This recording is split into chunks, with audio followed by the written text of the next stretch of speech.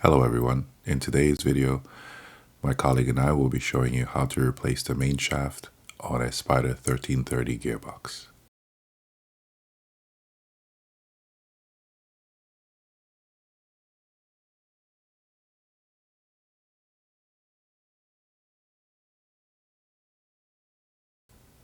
We'll start the disassembly process by removing the gear shaft as seen here. Just remember to use the correct tools when disassembling the gearbox. We'll go ahead and install the shift star locking tool now.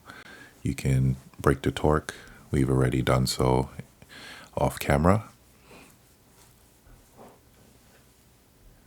And once the bolts remove, we can go ahead and remove the shift star from the gearbox.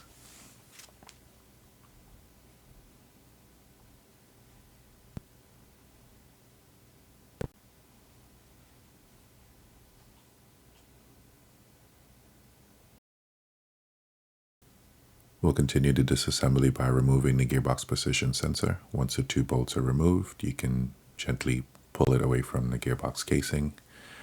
And for reference only, we go ahead and remove the support cover at this time, removing the two bolts, and then you can use a flathead screwdriver to pry it apart.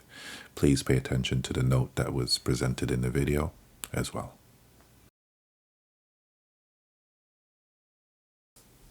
So with all those components removed, we can go ahead and rotate the case. And here we'll be able to see the circlip on the main shaft. We'll go ahead and use a recommended circlip tool to go ahead and remove this at this point.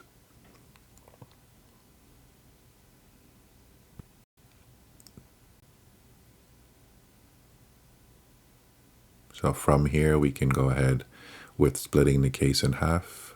Pay attention as there are points where you can use a flathead screwdriver to pry the case in. So there should be one on either side as shown in the video. And here's the second one. And there's another on that side of the casing. Continuing on with the disassembly, we've gone ahead and lifted the gearbox off the bench with a couple of 2x4 blocks, used a flathead screwdriver at those points referenced before to create some space between the case, and then use a rubber mallet to tap on the main shaft while you're pulling up on the casing. Repeat this step a couple of times, and you should then have the top half separate from the bottom as seen here. Here you can see we have the repair kit laid out, part number 219800615, which includes all the gaskets, O-rings, and circlips needed to perform the repair, along with the HCM cover and a new main shaft. Continue along with the disassembly. We can start removing the components. We can start by removing the shift fork pins from both sides. It will be very important to pay attention to the stacking order of the gears and components, as this will be critical when reassembling the gearbox. With the shafts removed, we continue by removing the shaft fingers from the drum, then removing the drum assembly along with the bearing. And then we can remove the drum shaft as well. Then we'll start with the two top forks off the main shaft and cut shaft assemblies. And then remove the top gear. This is also a good time to make sure that you're stacking the order correctly. We'll go ahead and remove a needle bearing as seen here using a small pry tool. In this section, we'll be disassembling the clutch shaft assembly. We'll start by removing the top gear, followed by the second gear. And below that, you'll find a needle bearing, which you'll use a small flathead screwdriver to pry some space in between the bearing and then gently slide up off of the shaft. From here, we can continue with disassembling the clutch shaft assembly. Pay attention to the order in which the gears are coming off, as this will be important when reassembling the gearbox. From here, we will do the same thing on the main shaft. You'll have a gear, followed by a washer and a needle bearing. And then below that will be the circlip. Continuing along, we'll be removing the circlip off of the main shaft. Just make sure you're using the appropriate tool. You can possibly use something from Snap or another generic brand, just making sure that it does the job well.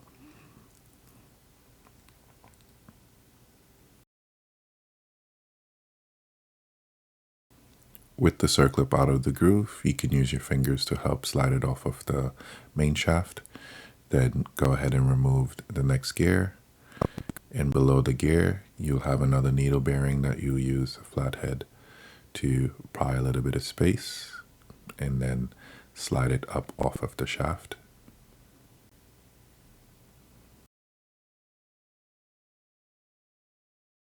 Here we'll go ahead and remove the main shaft from the casing. You may have to tap from the bottom end up and then wiggle just to get it out. And there's one gear remaining that we'll need to remove for the disassembly.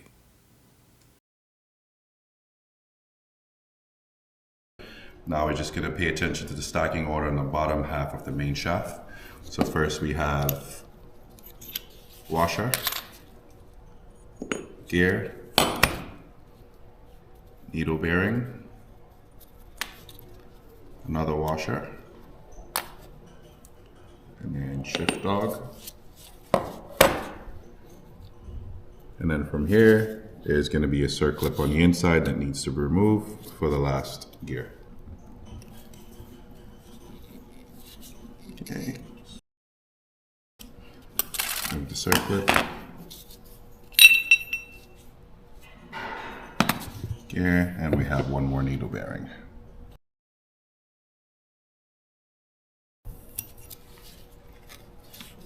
And that's it. We have our old shaft, which we're going to be replacing with a new shaft that comes with the kit. Here we have the main shaft and clutch shaft layouts.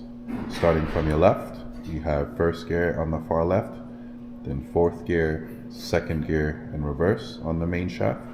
And on your right, you have the clutch shaft with fifth gear, third gear, and sixth gear for reference. When preparing the case halves for reassembly, you can use a silicone brush as seen here to clean the excess gasket off of the case halves, or you can use a steel brush, brushing in one direction and then doing in the alternate direction to make sure that all debris is removed from the case halves.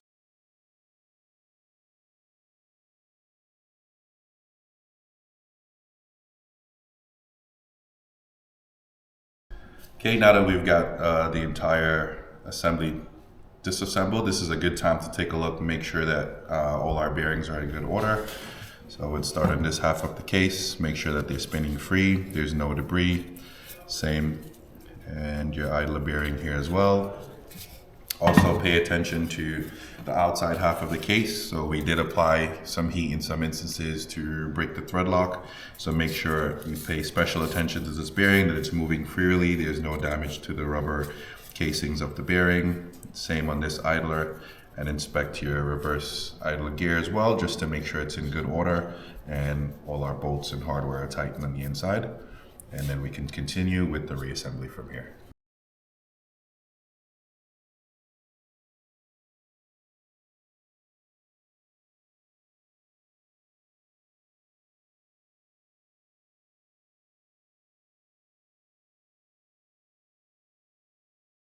Continuing along with the reassembly, we'll set aside the outer half of the gear case as we found it easier to reassemble using this half once we have the shafts reassembled.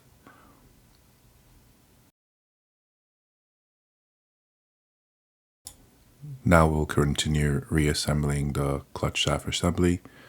Pay attention to the stacking order and the position of the gears, making sure that everything is in the correct order.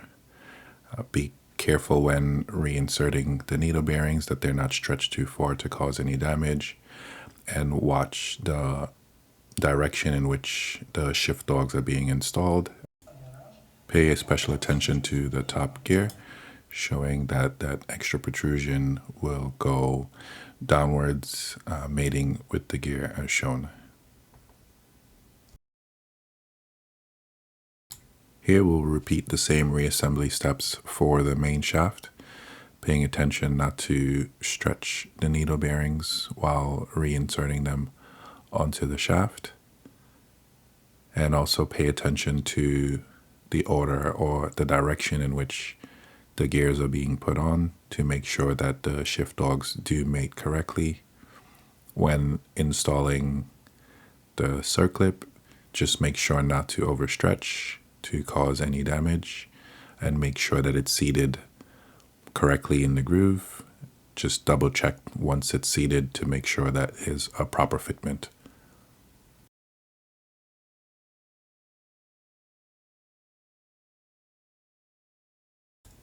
Here we're highlighting again just to make sure that the shift dogs are aligning with the gears to make sure that they are able to mate, as this can cause an issue if it's installed incorrectly. And with a little bit of alignment, we can get it to drop into place. We can install another washer and then another needle bearing, followed by a gear, and it's meshing with the teeth of the shift dog here again as shown.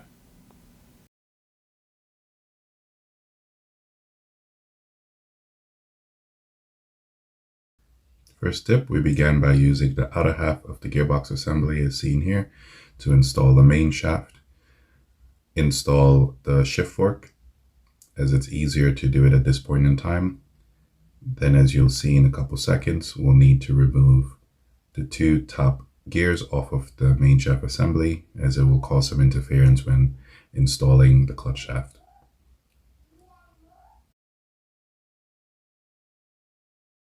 Tip number 2, we went ahead and removed the two lower gears off of the clutch shaft assembly, install them inside of the case, meshing with the idler gear at the bottom, and placing your finger through the bearing to align the gears. Proceed with installing the clutch shaft into the assembly.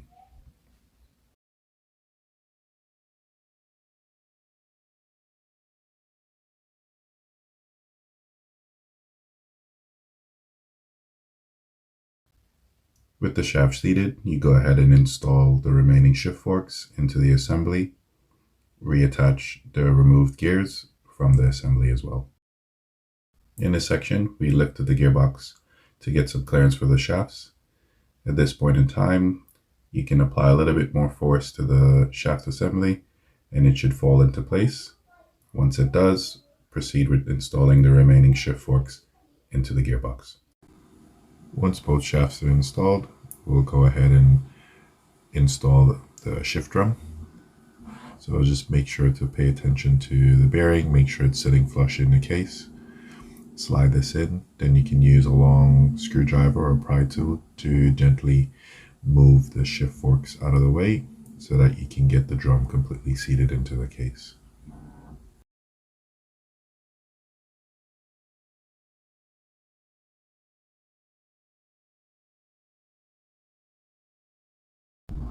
Now we can take a 90-degree pick and just gently lift the shift forks into the drum grooves, paying attention to make sure that they're seated correctly, both the top and the bottom forks on the main and clutch shafts.